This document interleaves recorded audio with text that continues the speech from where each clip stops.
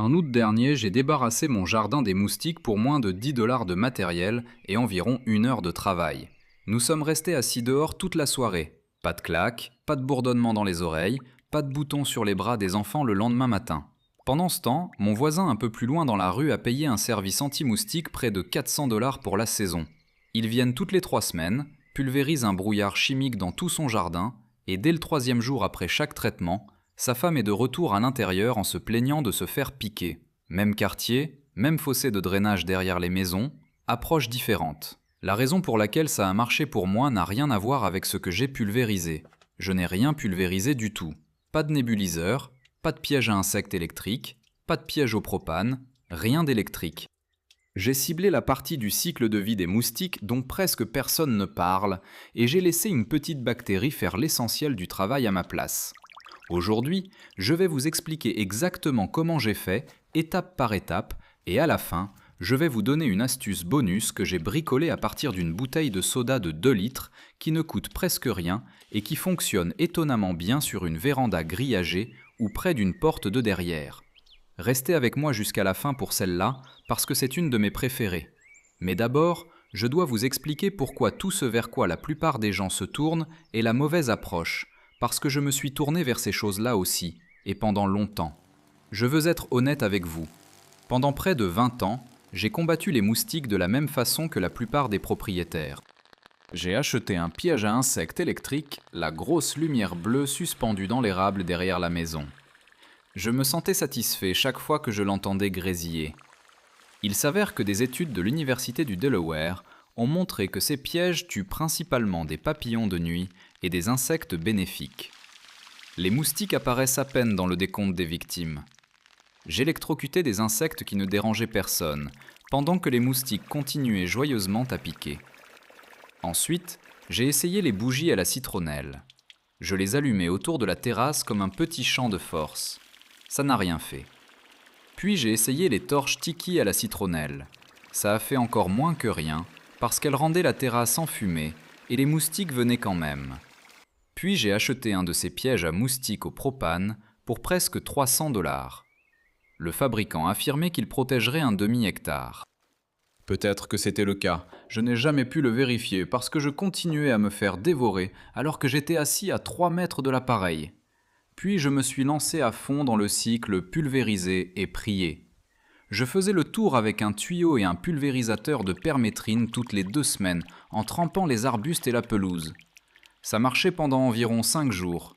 Puis la pluie arrivait et rinçait tout, et j'étais de retour à la case départ. Sauf que maintenant, j'avais payé le produit chimique et mis de l'insecticide résiduel sur chaque plante du jardin, y compris celle que les abeilles essayaient d'utiliser. La prise de conscience m'est venue un été, alors que je parlais avec un technicien du service municipal de lutte anti-moustique près d'un accès de pêche.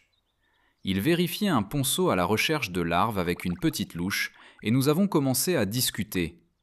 Je lui ai demandé ce qui marchait vraiment au niveau du particulier. Il a dit quelque chose que je n'ai jamais oublié. Il a dit « Ça a tout changé pour moi ». Voici la philosophie sur laquelle repose toute cette vidéo. Et c'est la seule chose que vous devez vraiment retenir, même si vous oubliez chaque étape. Les adultes sont le symptôme, l'eau est la cause. Le moustique que vous écrasez sur votre bras ce soir provient d'une cuillère à café d'eau stagnante quelque part dans un rayon d'une 60aine de mètres autour de l'endroit où vous êtes assis. Si vous combattez l'adulte, vous combattrez pour toujours. Si vous combattez l'eau, la guerre se termine en environ 2 semaines parce que c'est la durée du cycle de vie. Une fois que vous brisez ce cycle, la population s'effondre. Maintenant, laissez-moi vous montrer exactement comment faire. La première étape est un audit, et vous devez le faire avant toute autre chose. Prenez un carnet ou votre téléphone et parcourez chaque centimètre de votre propriété à la recherche d'eau. Pas de grandes flaques, je parle d'une cuillère à café d'eau. Le service anti-moustique du comté de Santa Clara vous dira que les moustiques peuvent compléter leur cycle de vie dans aussi peu d'eau que ce qui tient dans un bouchon de bouteille.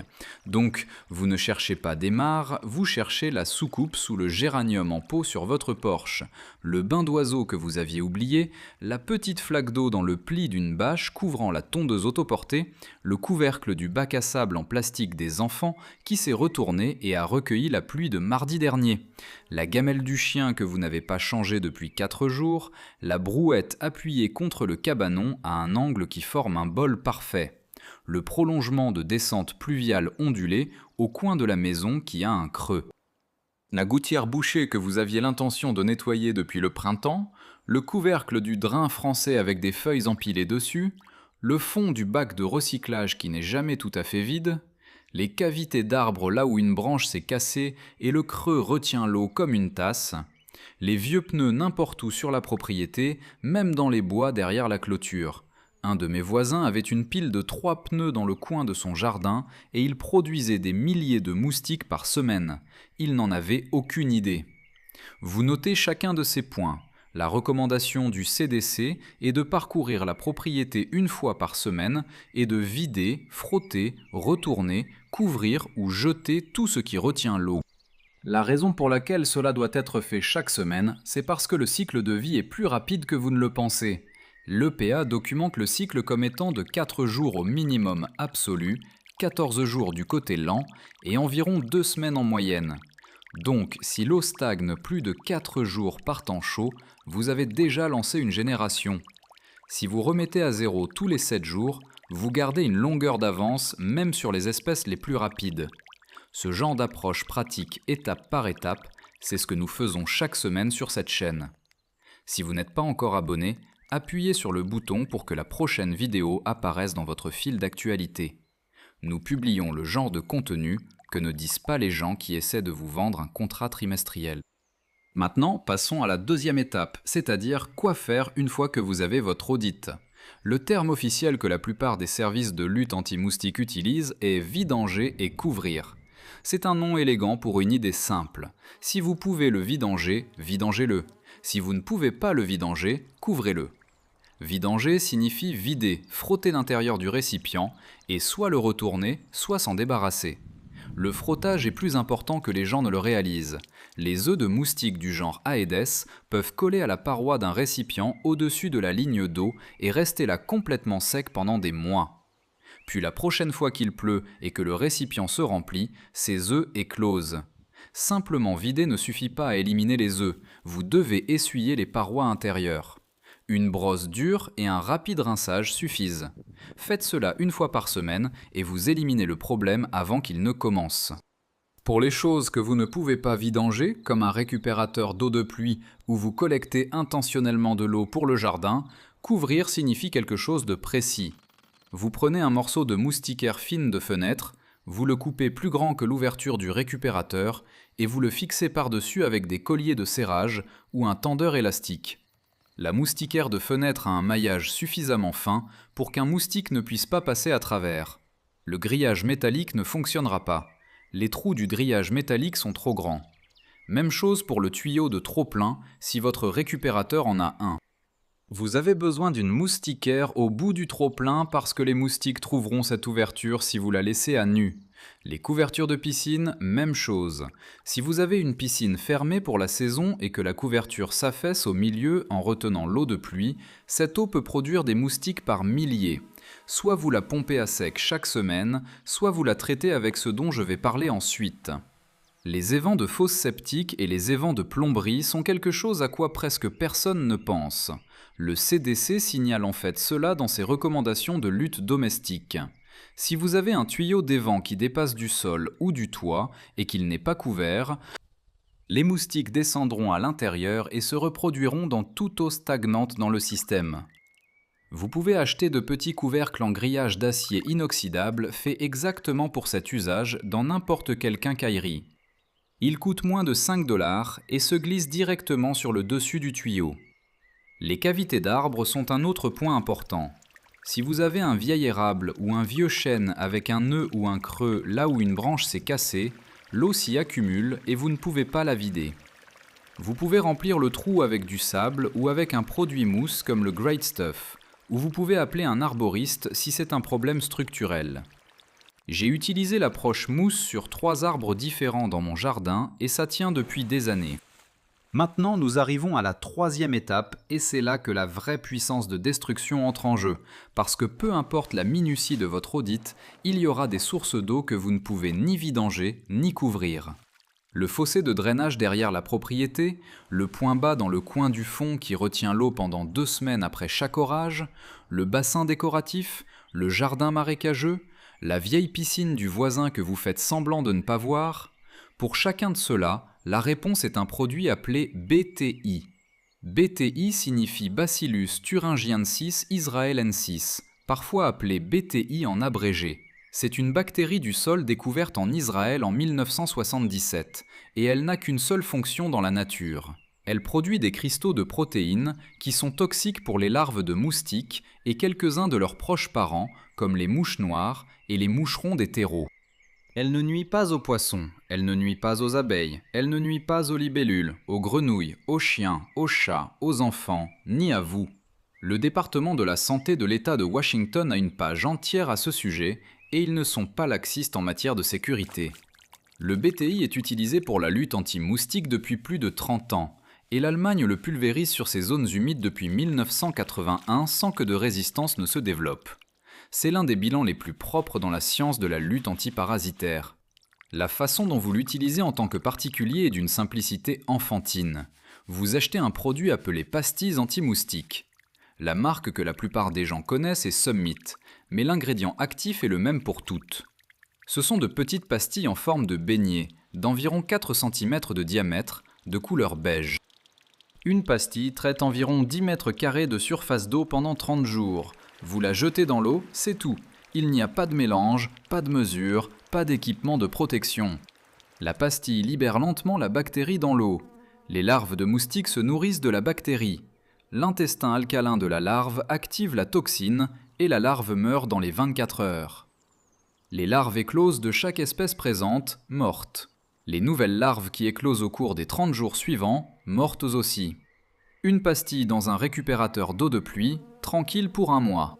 Une pastille dans le fond d'un pneu à moitié enterré servant de jardinière, tranquille pour 1 mois. Une pastille pour chaque 10 mètres carrés de surface de bassin, tranquille pour 1 mois. Si votre zone problématique est trop grande pour les pastilles, ou si vous voulez une élimination plus rapide, le même ingrédient actif existe sous forme granulaire, parfois vendu sous le nom de granulés anti-moustiques. Les granulés vous donnent une élimination initiale plus rapide parce qu'ils libèrent la bactérie immédiatement, mais ils ne durent qu'environ 1 semaine. Je garde les deux sous la main. Les granulés pour une élimination rapide quand je trouve un nouveau point problématique, les pastilles pour une couverture à long terme dans les endroits que je vais traiter tout l'été. Voici le calcul qui donne son titre à cette vidéo. Une seule femelle Culex pond un radeau de 200 à 300 œufs à la fois et elle peut faire cela tous les 3 jours pendant les quelques semaines de sa vie. Elle pond quelques milliers d'œufs au total. Maintenant, multipliez cela par toutes les femelles qui se reproduisent dans un seul bassin négligé, un vieux tas de pneus ou une gouttière bouchée. Vous regardez des centaines de milliers, parfois des millions de larves, toutes arrivant à maturité au cours d'un été. Une pastille à 5 $ dans la bonne eau, remplacée 1 fois par mois, peut anéantir toute la chaîne de production. Ce n'est pas une exagération, c'est juste les mathématiques larvaires. Vous ne les tuez pas un par un, vous les tuez à la source, et la source les fabrique par millions. Maintenant, corriger les sites de reproduction est la base, mais il y a un système complet autour de cela qui va plus loin, et je dois être honnête, dans une vidéo, je ne peux pas vous donner chaque élément. Si vous voulez le plan complet, je détaille tout dans le protocole maison sans nuisible en 30 jours. Il vous guide jour après jour à travers l'audit, la liste de vérification d'élimination des points d'entrée et le guide d'inspection pièce par pièce qui repère les sites de reproduction intérieure que la plupart des gens manquent. Il y a un chapitre entier sur la bibliothèque de recettes de répulsifs naturels avec le calendrier d'application du BTI pour chaque type de source d'eau que vous pourriez rencontrer. Ça coûte moins qu'1 mois du contrat trimestriel antiparasitaire que la plupart des gens sont coincés à payer et vous le gardez à vie. Le lien est juste en bas dans la description où vous pouvez scanner le code QR sur votre écran avec l'appareil photo de votre téléphone. Très bien, passons à la 4e étape qui concerne votre jardin. C'est là que la plupart des gens s'arrêtent en chemin et c'est là que vous pouvez vraiment consolider les gains des étapes 1 à 3. Les moustiques adultes ne restent pas simplement suspendus dans l'air, ils se reposent. Ils passent la majeure partie de leur journée, surtout pendant la chaleur de la journée, posés dans une végétation fraîche, humide et ombragée. Le terme technique pour cela est zone de repos. Vous éliminez la zone de repos, vous éliminez le lieu de repos, et la population adulte dans votre jardin s'effondre d'elle-même. Alors voici ce qu'il faut faire. Tondez la pelouse plus court que ce que vous pensez raisonnable. 6 à 8 cm est le point idéal pour la plupart des graminées de saison fraîche. Si vous la laissez monter à 10 ou 13 cm, vous offrez aux moustiques de l'ombre et de l'humidité au niveau du sol. Taillez les arbustes, surtout ceux proches des fondations et surtout les denses comme l'if, le buis et le thuya. Dégagez les 10 à 15 cm du bas de chaque arbuste pour que l'air puisse circuler. Les moustiques ne se reposeront pas là où il y a une bonne circulation d'air. Retirez les tas de feuilles de sous la terrasse. Nettoyez la bande de paillis le long des fondations qui est restée humide et compactée depuis des années. Enlevez le lierre s'il grimpe sur le côté de la maison parce que le lierre est l'un des pires habitats de repos dans un jardin résidentiel. J'avais de la vigne vierge de Boston sur le mur nord de mon garage pendant 15 ans, et le jour où je l'ai arrachée, la pression des moustiques de ce côté a diminué de moitié. Je ne plaisante pas, je l'ai remarqué le soir même. J'ai en fait un chapitre entier sur l'élimination des zones de repos dans le protocole maison sans nuisible en 30 jours, parce que le même principe élimine les lieux de repos des cafards, des araignées et des rongeurs aussi. Les problèmes de drainage comptent aussi. Si vous avez un point bas dans la pelouse qui retient l'eau pendant plus de 3 ou 4 jours après une pluie, c'est un site de reproduction, même s'il sèche entre les pluies. La première option est de le combler avec de la terre végétale et de ressemer. La deuxième option est un drain français. La troisième option, si le comblement et le drainage sont impraticables, est d'y jeter quelques granulés anti-moustiques chaque fois qu'il est inondé. J'ai un point bas près de ma clôture arrière que je traite avec des granulés environ tous les 10 jours pendant la saison humide. Une petite note sur les jardins aquatiques. Si vous avez un bassin décoratif et que vous voulez le garder, vous n'avez pas à choisir entre les moustiques et les poissons. Peuplez-le de poissons mangeurs de moustiques, le nom commun de Gambusia affinis, ou de tout petits verrons qui mangent les larves. La plupart des services départementaux de lutte anti-moustique vous donneront ces poissons gratuitement si vous appelez. Le mien m'en a envoyé 12 dans un sac en plastique sans frais. Je les ai mis dans mon bassin et en 2 semaines, je ne pouvais plus trouver une seule larve quand je vérifiais avec une louche. Cela m'amène à la 5e étape, et celle-ci va vous surprendre parce que ça semble bien trop simple pour fonctionner. Un ventilateur sur votre terrasse? Un simple ventilateur à 20 $ de la quincaillerie, le modèle bon marché en plastique blanc. Réglez-le sur moyen ou fort, dirigez à travers la zone où vous et votre famille vous asseyez réellement le soir. Ce ventilateur, juste posé là, fera plus pour empêcher les moustiques de vous piquer que toutes les bougies à la citronnelle, tous les répulsifs à clipser et toutes les torches Tiki de votre remise réunies. Voici pourquoi. Les moustiques sont parmi les plus faibles volants du monde des insectes. Ils ne peuvent pas avancer contre une brise supérieure à environ 10 à 13 km à l'heure. Un ventilateur sur moyen produit à peu près cela. Le ventilateur crée une zone d'exclusion aérienne devant lui. Les moustiques qui viennent pour votre dioxyde de carbone sont repoussés avant de pouvoir se poser. En plus de cela, le ventilateur disperse votre panache de CO2, qui est la principale chose qu'ils utilisent pour vous trouver en premier lieu. Les femelles moustiques traquent le CO2 jusqu'à une trentaine de mètres de distance. Le ventilateur transforme votre nuage concentré de respiration en une brume fine et dispersée sur laquelle ils ne peuvent pas se verrouiller. Donc, vous avez une barrière mécanique sous la forme d'un vent trop fort pour qu'ils puissent se poser, plus une perturbation sensorielle sous la forme de la dilution du CO2. 2 effets, un seul ventilateur à 20 $. J'ai testé cela en comparaison directe il y a quelques années parce que je n'y croyais pas au début. Je me suis assis sur ma terrasse sans le ventilateur pendant 10 minutes, j'ai été piqué 4 fois aux jambes. J'ai allumé le ventilateur, je me suis rassis dans la même chaise, 10 minutes de plus. 0 piqûre.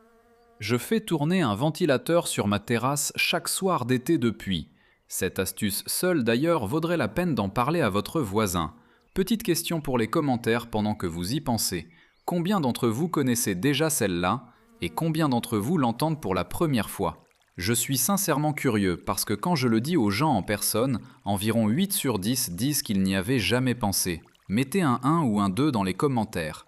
1 si c'est nouveau pour vous, 2 si vous utilisez déjà un ventilateur. Je lis chaque commentaire et la réponse pourrait me dire quoi couvrir ensuite. Maintenant, laissez-moi vous donner la 6e étape, qui est ma préférée de toute la liste parce qu'elle retourne la propre biologie des moustiques contre eux. C'est celle qui, quand je la montre aux gens, ils me regardent comme si je venais de leur montrer un tour de magie. Ça s'appelle un piège à seau noir, et un gars dans les commentaires de ma dernière vidéo l'a appelé le seau de la mort, ce que je trouve être un nom parfait. Je le vole. Voici comment ça fonctionne. Vous prenez un seau en plastique de 20 litres, le genre que vous pouvez trouver dans n'importe quelle quincaillerie pour 3 ou 4 dollars. Le moins cher, le mieux, mais la couleur compte. Il doit être noir ou très foncé. Si vous n'avez qu'un blanc, enveloppez l'extérieur de ruban adhésif électrique noir ou peignez-le. La raison est que les femelles moustiques gravides, c'est le terme pour une femelle prête à pondre, sont programmées pour chercher une eau sombre et abritée pour la ponte. Elles voient un seau sombre rempli d'eau et leur cerveau leur dit que c'est la nurserie parfaite. Vous remplissez le seau aux 3/4 d'eau, ajoutez une poignée de feuilles sèches, de tonte de gazon sèche ou un morceau de foin.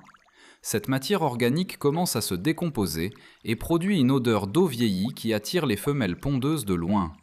Certaines personnes appellent ça faire puer l'eau exprès. Puis vous y jetez une seule pastille anti-moustique. C'est votre piège à pâté. Ce qui se passe ensuite est le pire jour des moustiques. Les femelles moustiques de votre jardin, du jardin de votre voisin et possiblement du terrain vague un peu plus loin sont attirées vers le seau. Elles se posent à la surface, pondent leurs œufs et s'envolent. Les œufs éclosent en 24 à 48 heures. Chaque larve qui émerge se nourrit du BTI dans l'eau et meurt en un jour. La femelle qui les a pondues est pendant ce temps dehors en train de s'accoupler, de prendre un autre repas de sang sur quelqu'un et de revenir pondre un autre radeau. Chaque fois qu'elle pond dans votre seau, ses œufs sont une impasse. Vous ne tuez pas seulement des larves, vous attirez des femelles pondeuses de l'extérieur de votre propriété et vous les convertissez en zéro descendance. Sur une saison, un seul seau peut être un puits démographique pour des milliers et des milliers de moustiques potentiels que vous ne voyez jamais. Maintenant, placez le seau quelque part à l'ombre et à l'écart, derrière le cabanon, sous une terrasse, le long d'une clôture, pas sur votre terrasse. Vous voulez le seau près du couloir de vol des moustiques, pas près de l'endroit où vous êtes assis. Remplacez la pastille tous les 30 jours. Complétez le niveau d'eau si elle s'évapore. C'est tout. Temps total d'entretien, environ 5 minutes par mois. Si vous voulez augmenter l'efficacité, vous pouvez ajouter une petite pompe de fontaine solaire ou une pierre à air d'aquarium pour maintenir la surface légèrement agitée. Certaines recherches suggèrent que l'agitation noie davantage de femelles directement. Honnêtement, même la version sans pompe fonctionne suffisamment bien pour que je ne me sois jamais donné la peine d'essayer la version avec pompe plus d'une fois. D'ailleurs, le seau de la mort est l'une des 31 astuces à l'ancienne que je couvre dans le protocole maison sans nuisible en 30 jours. Si vous voulez les découvrir toutes, le code QR est sur votre écran et le lien est dans la description. Maintenant, laissez-moi revenir en arrière et vous raconter ce que j'observe quand j'aide mes voisins avec ce problème, parce qu'il y a des schémas récurrents et les connaître pourrait vous faire gagner du temps. Le premier schéma, c'est que presque tout le monde sous-estime à quel point le site de reproduction est proche. Les gens supposent que les moustiques qui les piquent viennent des bois, du marais au bout de la route, ou du fossé le long de l'autoroute.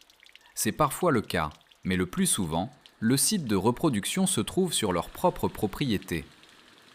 Un ami à moi de l'autre côté de la ville jurait ses grands dieux que ces moustiques venaient du ruisseau derrière sa maison. J'ai fait le tour de son jardin avec lui un samedi. Il avait 11 sites de reproduction distincts à moins de 12 mètres de sa porte arrière.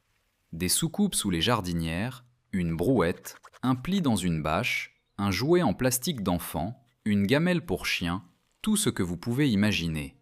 On a tout vidé, tout nettoyé, et on a mis un palet larvicide dans son récupérateur d'eau de pluie. 2 semaines plus tard, son jardin était vivable pour la première fois en 3 étés. Le ruisseau n'avait jamais été le problème. C'était lui le problème, et il ne le savait pas. Vous n'êtes pas seul si vous avez accusé la mauvaise source. Presque tout le monde le fait au début. Le deuxième schéma, c'est que les gens vident une fois et considèrent que c'est réglé. Vider et couvrir ne fonctionne que si c'est une habitude régulière. Les moustiques pondent de nouveaux œufs tous les 2 ou 3 jours et le cycle de vie est si rapide que de l'eau stagnante depuis plus de 4 jours en été peut déjà être productive. Donc si vous faites un grand nettoyage du jardin le jour du Memorial Day et que vous oubliez ensuite au 4 juillet, vous en êtes exactement au même point. Si vous avez lu mon livre, vous connaissez déjà le calendrier saisonnier que j'ai construit autour de ce rythme précis. Une fois par semaine, chaque saison, j'ai un rappel sur mon téléphone pour le samedi matin. Je fais le tour du jardin pendant 10 minutes avec un seau. Tout ce que je vois, je le vide. 10 minutes par semaine. Le troisième schéma, c'est que les gens accumulent des méthodes qui se chevauchent et ignorent celles qui se complètent. Ils vont utiliser 3 marques différentes de spray répulsif, allumer 4 bougies à la citronnelle et faire tourner un piège au propane, mais ils n'auront pas regardé le récupérateur d'eau de pluie sous leur gouttière qui produit 500 moustiques par semaine. Vous n'avez pas besoin de 3 méthodes pour tuer les adultes. Vous avez besoin d'une méthode d'élimination des sources, d'un larvicide pour l'eau que vous ne pouvez pas vider, d'un nettoyage des zones de repos et d'une méthode de confort comme un ventilateur. 4 étapes, toutes ciblant des parties différentes du cycle de vie. C'est plus puissant que 10 répulsifs redondants. Le quatrième schéma, et celui-ci est le plus important, c'est que personne ne parle à ses voisins. Les moustiques ne respectent pas les limites de propriété. Les femelles culex peuvent voler jusqu'à 3 km. Si votre voisin a un tas de vieux pneus et une bâche de piscine affaissée, votre jardin impeccable va importer ces moustiques tout l'été. Donc, à un moment donné, allez le voir avec quelques palets larvicides à la main et proposez votre aide. La plupart des gens accepteront. Beaucoup d'entre eux n'ont aucune idée de ce qui se reproduit sur leur propriété. Très bien, laissez-moi vous donner cette astuce bonus que j'ai promise au début. C'est le piège à dioxyde de carbone à base de levure et de sucre, et c'est l'équipement de lutte anti-moustique le moins cher que je possède. Vous prenez une bouteille en plastique de 2 litres bien propre. Vous la coupez nettement en deux à environ 1/3 du haut. Vous obtenez ainsi une base longue et un haut en forme d'entonnoir. Faites chauffer environ 1/4 de litre d'eau jusqu'à ce qu'elle soit chaude mais pas bouillante. Incorporez 1/4 de tasse de sucre brun en remuant jusqu'à dissolution. Versez l'eau sucrée dans la base de la bouteille et laissez refroidir pendant 15 à 20 minutes. Vous voulez qu'elle soit tiède au toucher, mais pas chaude, car l'eau chaude tuerait la levure. Ensuite, saupoudrez une cuillère à café de levure sèche active. Les sachets que vous achetez pour la boulangerie conviennent parfaitement.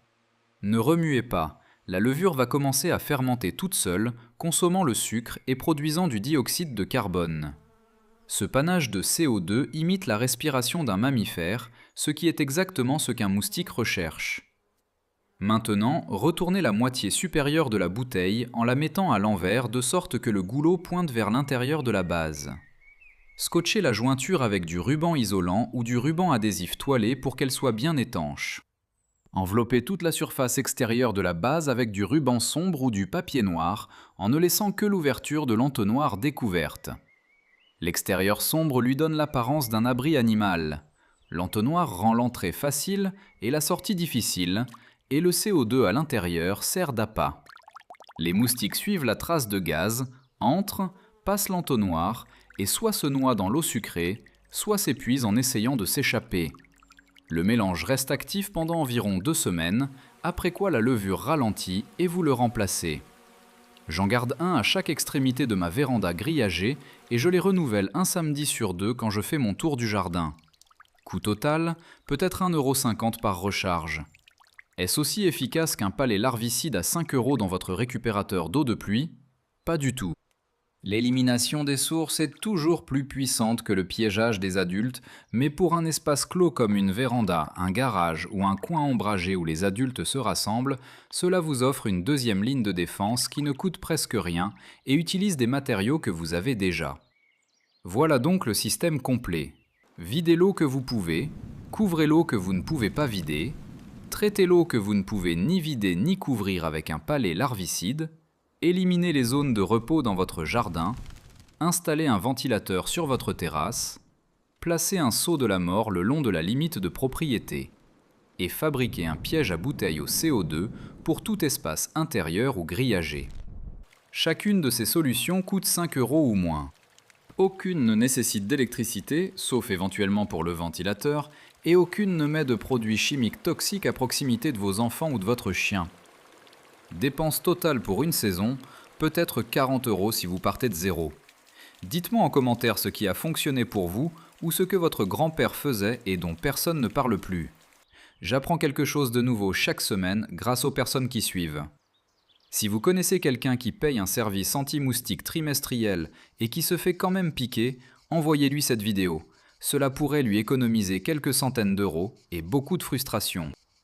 Il y a d'autres vidéos sur la chaîne qui approfondissent des problèmes spécifiques de jardin et de nuisibles.